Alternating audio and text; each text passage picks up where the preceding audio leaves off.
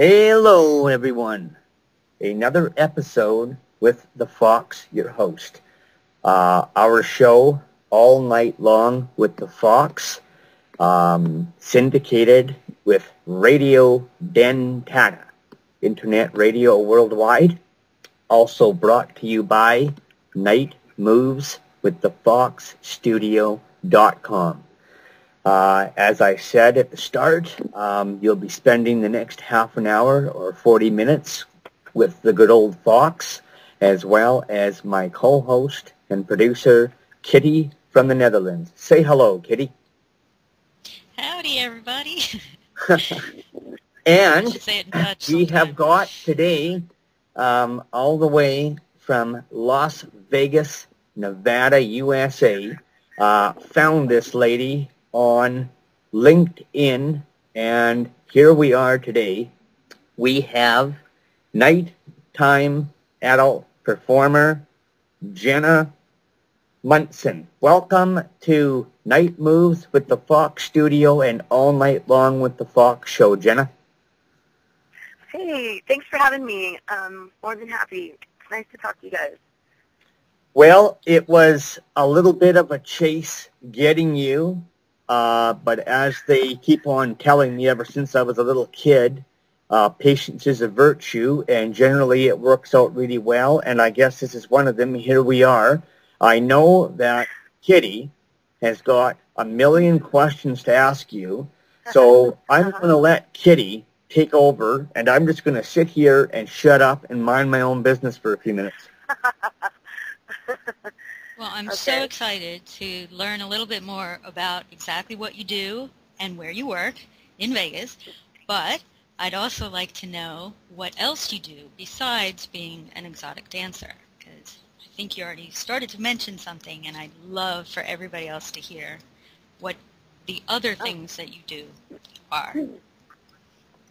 Okay, well, yeah. Set aside I've been a dancer for, 12 years in Vegas. That has led me into a lot of other opportunity, like just a few summers back I did a couple segments of that reality show, The King of Clubs on Playboy TV. I've still yet to see the episodes that I was in, but I'm butt naked to the world, and I'm kind of curious about how that will work. Anyways, it was fun. I did that. It was fun. And I've also, a couple years back, worked with Larry the Cable Guy and did a DVD with him. It was Larry the Cable Guy's Christmas Spectacular, and I had auditioned for a part as a North Pole dancer because I do work the pole. I got the part, and so I was in that, and then they had like a special guest, Kid Rock came on and performed as just like a surprise, and then that led to me performing for Kid Rock at one of his concerts like a couple weeks later, and that was so much fun. That was really, really good times. So things just kind of like spiral into other things I've done. I did like an episode on Europe at the club. They frequently people, they'll have like different kinds of people come in, and they'll just ask the girls which girls are interested in being on camera for this show or whatever, and which girls aren't. And I'm always like the first one to step up and be like, yeah, me. Sure, lights, camera. Good for you. Where do you want me? Where do I sign? Where do you want me? Because it's just exposure, It's fun. And so I've had like a lot of things I've done where I've done a lot of modeling and different things that are way more fun and entertaining than actually dancing in Vegas. that tends to be kind of a pain in the butt sometimes, but it is what it is. And how did you get started as an exotic dancer? What led you into that? I had a friend that I was hosting with at a restaurant, and she was dancing kind of part-time on the sides, and it piqued my interest, and I got curious about it, and so I went with her a couple times and just kind of observed or whatever, and then I tried it out, and it just kind of, it kind of went from there. Just kind of got sucked right into it, you know. And tell us all where you work now. What's that? Tell us all where you work now. Where Oh, we can find you. I work at Crazy Horse 3. I've been there since it was Sin. It used to be, when they opened the club, it was Sin, and then it went from Sin to Penthouse, and then it went from Penthouse to Crazy Horse 3, which it is currently now today. I love that club. It's like my family. My managers, Justin and Mo and Abel, and they're all good people, and all my house moms and the girls I dance with, and the owners are really nice, and it's just, I mean, it's really good. It's fun. They have, it's a huge club. They have like a bunch of different rooms. They have like the strip club's in the main center, and then they have another new club they just started off that's like right next door. It's called Posh. It's after hours, and they have like a hookah lounge, so a huge hookah lounge where you can sit and smoke hookah, and they have a sushi bar, and they have excellent sushi, and so it's like they call it the playground, you know, because when you go there, there's just not just going in and seeing a bunch of strippers, you know, or dancers. There's a bunch of other things to do as well. You know what I mean? So you can just have all kinds of fun. Hey, Jenna. That seems to me like the entire city of Las Vegas, that there's just so much to do there. The only thing they don't have there is gambling. Hey, Jenna. Oh, well. There's no gambling there, but I'm old and stupid. What is hookah? Hookah, you know, like the big contraptions with the hoses that hang off, and everybody smokes on them. And you get, like, different flavored tobacco in it, and you just sit there with your friends and smoke flavored tobacco, and it's good times. Yeah, it's fun. Very, very interesting. Okay. Or in the Netherlands, then you can smoke other things. Yeah, I'm coming over there. Wait. In the Netherlands, you can smoke other things in a hookah. True, yeah. I would never go there with that, though, because, yeah, that would put me on my, one hit or quitter thing, you know, you can't, anybody that goes up, yeah, anyways. Hookah's fun, though. It's good. How long have you been working at the Crazy Horse 3? How many years? Been there since 2007, actually. I think it was. Been there for a while, yeah.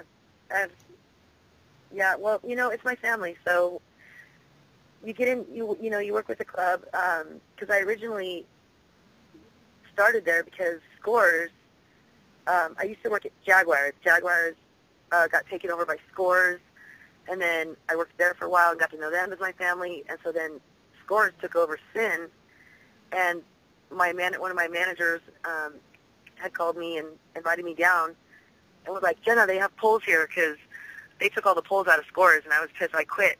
I was like, I'm not working there anymore. If there's no poles, I quit. So I left. And because I'm a pole dancer, I levitate and I hover. That's what they call it.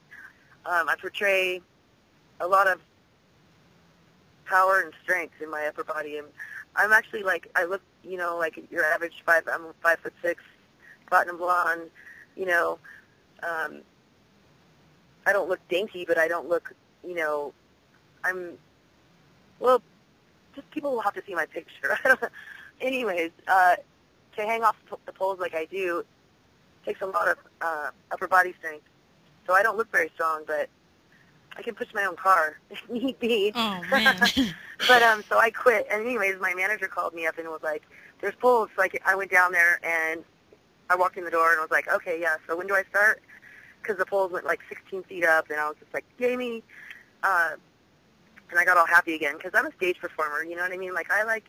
I'm not and never will be and never have been a hustler. There's a lot of entertainers that are so good at hustling people and manipulating them out of their money by just talking.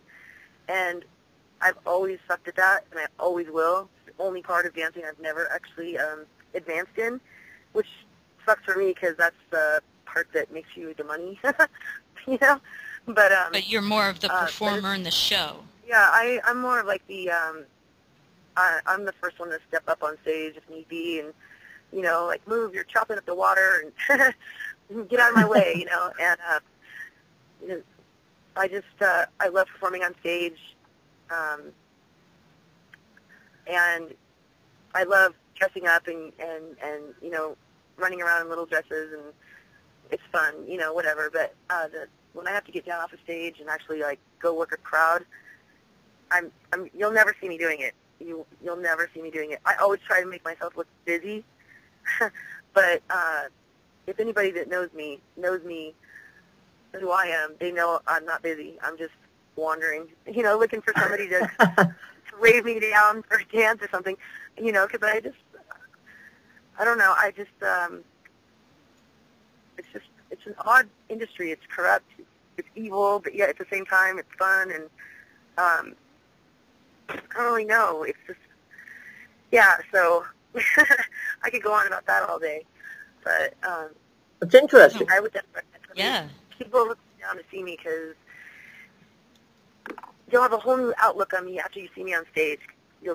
It happens all the time. I hear it all the time, and I get complimented every single night that I'm there, but I take every compliment, and I appreciate every compliment, and I'm always grateful to hear them, because, you know, it's the day when you stop hearing compliments. That's the day you got to start worrying. Never take them for granted. Always, I'm always more than happy, and more than, you know, it's really cool when people have, you know, take the time to come out and compliment me, and I've gotten some really, really good compliments in the past that make me feel really good, so. It's always a good feeling. It's always an image builder. Kind of makes me feel like I'm half famous a little bit, you know, like half famous, not all the way, just half. I'm kidding. I've had people ask for autographs. I'm like, come on, really? Good for you. Weird. Good for you. What's that? Good for you. That's really good to hear. Oh. Why, thank you. What does your family, your direct family at home, wherever that may be, what does your family and friends that possibly didn't follow you or whatever, I know we talk to a lot of dancers and film stars and whatnot in the industry, and some of them, their family and friends are just blown away in a good way by what they do. Other ones, sadly, their family especially kind of like, oh my God, what are you doing? We can't associate with that, blah, blah, blah, blah, blah. What is your story with that? Is it a good one or a bad one? My family and my friends have always been supportive of me, pretty much in anything that I, you know, decide to do, because I was raised in a very, you know, stable, non-dysfunctional family. We were very functional. It was just me, my older brother, my mom, and my dad, and my parents never fought. There was no drinking or drugs, and I got nothing but attention and nurturing, and you know, was taught how to cook and clean and sew and paint, and at the same time, my dad was teaching me how to drive a boat, you know, and launch the boat, and I was always like under the hood with him, you know, and so I know a lot about cars, and I can drive, and it's fun driving. I love cars, I love boats, but so they've always been, you know, not saying that I've always made the best choices in life, because I don't necessarily, I don't really see, like,